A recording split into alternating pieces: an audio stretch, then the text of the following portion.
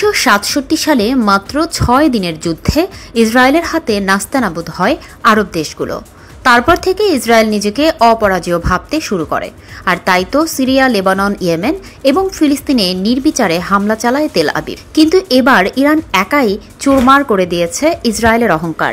মাত্র 12 দিনের যুদ্ধে ইরানের মুহুর্মুহু ক্ষেপণাস্ত্র হামলায় নিয়মিত বাংকারে পালাতে বাধ্য হয়েছেন ইসরায়েলিরা। টানা 12 দিন ধরে ইরানের ওপর লাগাতার বিমান হামলার পর ইসরায়েল আদৌ কি অর্জন করল?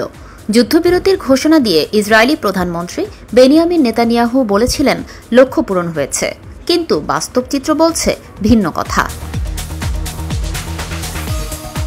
ইরানের পারমাণবিক কর্মসূচি কি ধ্বংস করতে পেরেছে ইসরায়েল?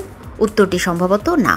যুক্তরাষ্ট্রের হামলার আগেই ইরান সম্ভবত অত্যন্ত সুরক্ষিত ও ভূগর্ভস্থ পারমাণবিক স্থাপনা ফোর্দোতে থাকা গোপন ফিশনযোগ্য পদার্থ সরিয়ে নেয়, যা ছিল দেশটির পুরো পারমাণবিক কর্মসূচির প্রধান বা মূল বিষয়।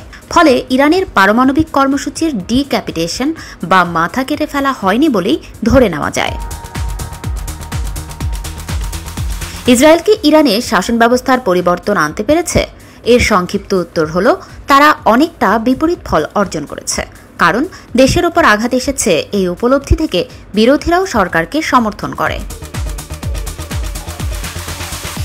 বিশ্বনেতারা ইসরায়েলের দৃষ্টিভঙ্গি সমর্থন করেননি। কেউই বলেননি যে ইরান পুরোপুরি ইউরেনিয়াম সমৃদ্ধিকরণ বন্ধ করুক, বরং সবাই আগের অবস্থানে ফিরে যান।